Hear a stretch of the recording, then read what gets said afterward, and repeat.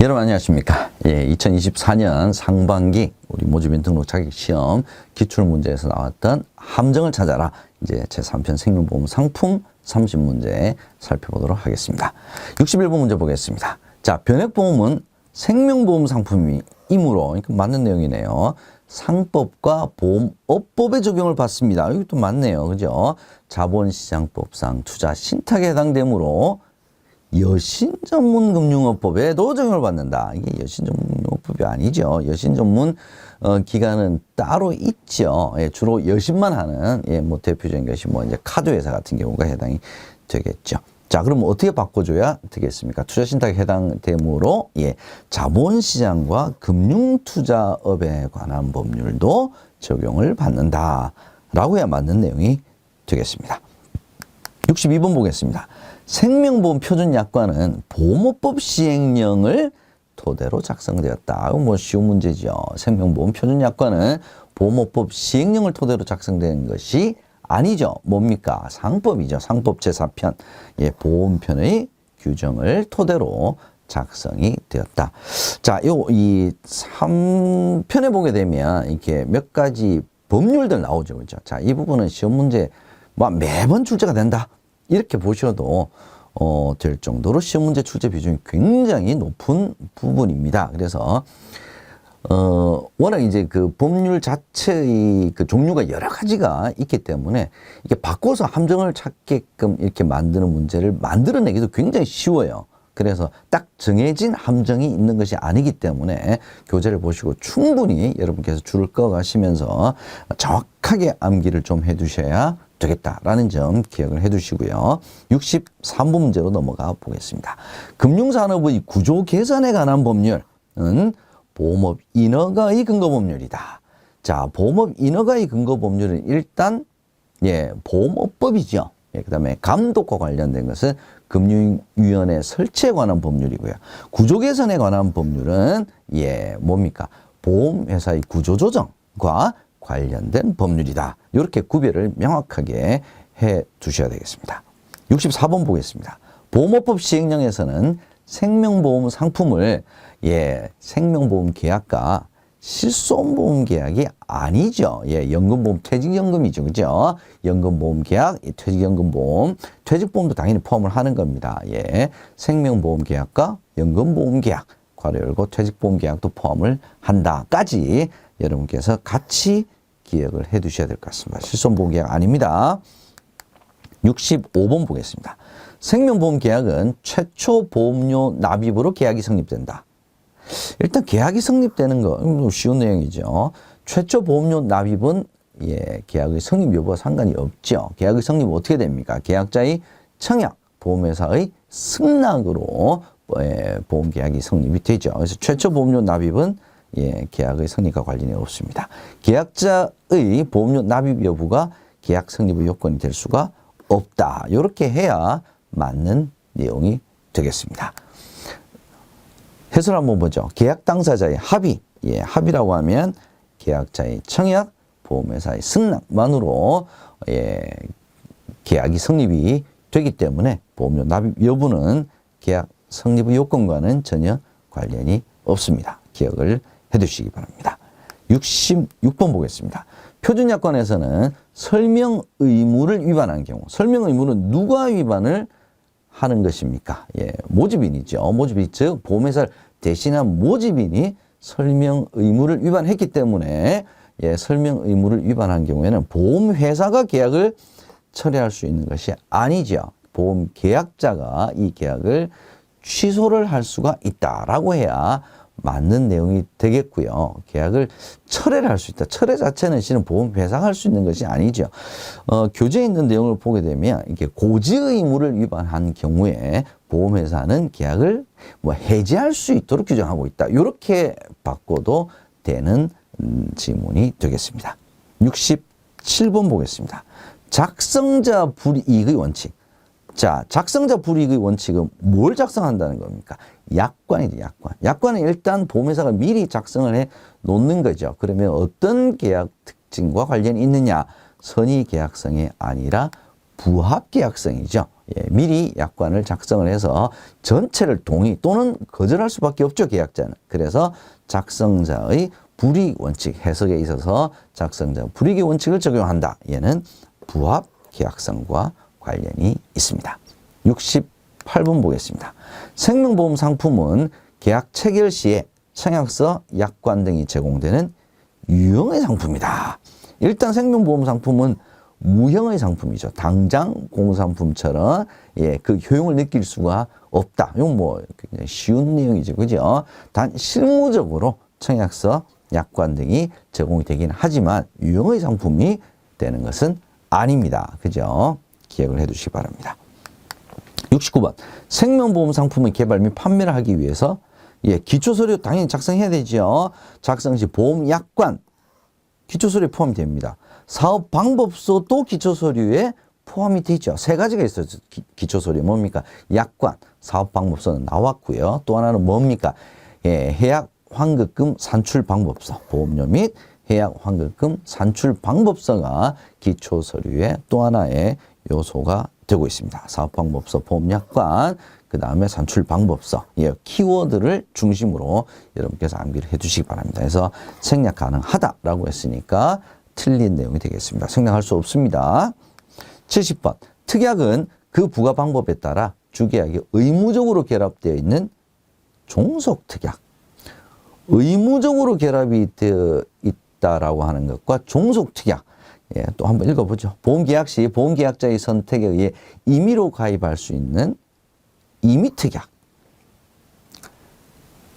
구별된다.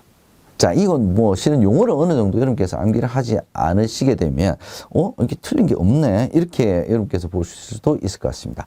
의무적으로 결합이 되어 있는 것은 종속특약이라고 하지 않고 뭐라고 우리가 이야기합니까? 바로 의무부가특약이다. 이렇게 이야기를 하고요. 임의로 가입을 할 수 있다. 선택에 의해서. 그래서 선택특약이라고 얘기를 합니다. 그래서 종속특약, 임의특약으로 표기가 되어 있는 것이 바로 함정이 되겠습니다. 의무부가특약, 선택특약 이렇게 해서 용어를 구별을 해 주실 필요가 있겠습니다. 71번. 정기보험은 보험료를 정기적으로 납입해야 되는 상품이다. 이것도 뭐 쉬운 문제죠. 예, 정기라고 해서 보험료 납입을 정기적으로 해야 되는 그래서 아니죠. 보험료 정기적으로 납입, 뭐 월납인 경우 일반적으로 다 정기적으로 납입을 하는 경우죠. 뭐 일시납 이런 걸 제외하고요. 그래서 정기보험이라고 하는 것은 뭐가 정해져 있다는 겁니까? 기간이 정해져 있다. 이렇게 보는 거죠. 어떤 기간? 보험기간이 일정한 기간으로 정해져 있는 보험이 바로 정기보험이다. 이렇게 보셔야 될 것 같습니다. 72번 보겠습니다. 자산연계형 보험은 변액보험보다는 높은 수익률을 기대할 수 있다.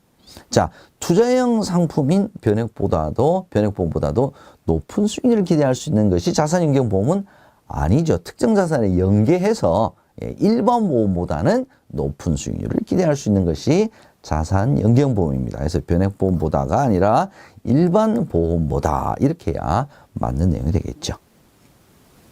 73번 보겠습니다. 종신보험과 정기보험의 차이. 자, 조금 전에 우리가 정기보험은 알아봤죠. 뭡니까? 보장받을 수 있는 기간, 보험기간이 정해져 있다는 거죠. 종신은 보장받을 수 있는 기간이 정해져 있는 것이 아니라 종신, 즉 보험기간의 차이가 있는 거지 보험료를 납입하는 기간의 차이는 아니죠. 그래서 보험기간의 차이가 바로 종신보험과 정기보험의 차이다. 이렇게 봐야 될 것 같습니다. 74번 보겠습니다. 종신보험은 사망보험이죠. 사망보험이고 그 다음에 자유로운 설계가 가능하죠. 예, 고객의 라이프 사이클에 맞춰서 그래서 특약 부과가 굉장히 자유롭다라고 해야 맞는 내용입니다. 불가능하다라고 했으니까 얘가 틀린 함정이 되겠습니다. 75번 보겠습니다. 종신보험의 납입기간과 보장기간은 동일하다.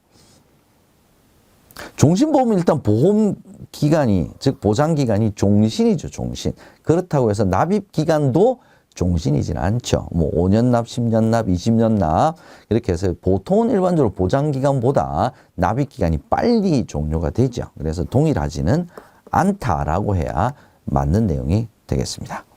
76번 보겠습니다. 종신보험은 조축성보험에 해당한다. 종신보험은 사망을 보장하는 보장성 보험이죠. 사망보험에 해당이 됩니다. 77번 보겠습니다. 유니버설 보험은 일반 계정에서 운영되는 상품인 경우, 유니버설은 일반 계정에서도 운영할 수 있고 특별 계정에서도 운영할 수 있습니다. 근데 시험 문제 자주 출제되는 게 바로 이 지문이죠. 사망보험금의 표준이율이 아니라 공시이율을 적용하여 추가 적립된 금액을 보험금으로 지급하는 상품입니다. 자, 이 지문 매년 유니버설 관련된 문제로서는 가장 많이 출제가 되고 있는 문제입니다. 표준이율이 아니라 사망보험금도 아니고 기본보험금이죠. 기본보험금의 공시이율을 적용하여 추가 적립된 금액을 보험금으로 지급하는 상품이다. 요 키워드, 기본보험금과 공시이율, 이건 두 가지는 반드시 여러분께서 암기를 해 두셔야 될 것 같습니다. 유니버설 보험 자체가 시험 문제에 자주 출제가 되는 부분은 아닙니다만은 올해부터 실은 제3장 상품에서 어린이 보험, 교육보험이 빠졌기 때문에 시험 문제 출제가 될 때 유니버설에 대한 문제가 지문으로 좀 언급이 작년보다는 더 많이 되고 있네요. 그래서 이 부분은 반드시 여러분께서 이 문제는 기억을 해 두시는 것이 도움이 될 것 같습니다. 78번 보겠습니다. 장애인을 피보험자로 하는 보험계약의 보험금은 연간 5천만 원 한도 내에서 증여세를 비과세한다. 자, 장애인 증여 상속에 관한 법 중에 증여세 비과세하는 부분이 있었죠. 단 요건이 있었습니다. 뭡니까? 장애인을 피보험자로 하는 것이 아니라 보험 수익자죠. 그 다음에 금액도 5천만 원이 아니라 4천만 원이죠.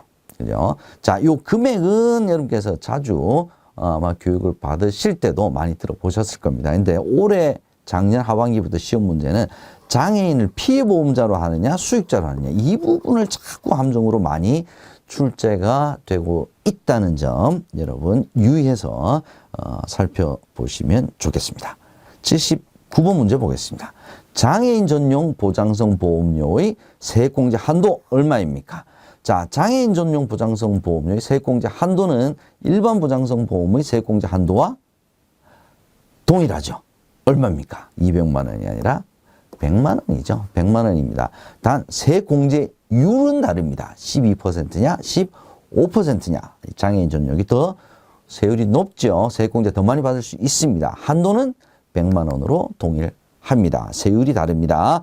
두 가지를 구별을 해 주시면 좋겠습니다. 80번 보겠습니다.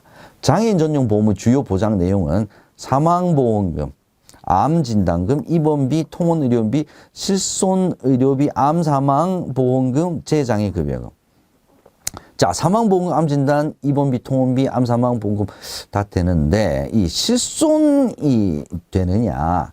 자, 이 부분은 약간의 논란의 여지도 있기는 한 것 같습니다. 요즘에 장애인 전용 실손의료 상품이 이게 전면적으로 이렇게 나와 있는 것은 아닌데 일단 우리 교재상에는 실손의료비에 대한 주요 보장 내용은 실은 포함이 되어 있지 않습니다. 그래서 저도 이 부분은 조금 이제 함정으로 보기에는 이걸 어떻게 봐야 되나 뭐 이런 고민들을 좀 하긴 했습니다만은 일단 우리 교재상으로는 주요 보장 내용에는 실손의료비는 빠져 있습니다. 그래서 일단 함정은 틀린 내용으로는 실손의료비를 빼줘야 되는 것이 맞다. 이렇게 저는 해설을 하고 싶습니다. 여러분께서 이 부분은 교재 내용을 중심으로 기준으로 판단을 해 주시는 것이 좋겠습니다. 81번 보겠습니다. 연금 지급 방법에는 연금 지급 기간을 확정하여 지급을 한다. 연금 지급 기간을 확정하여 지급할 때는 상속연금형이 아니라 확정연금형이죠.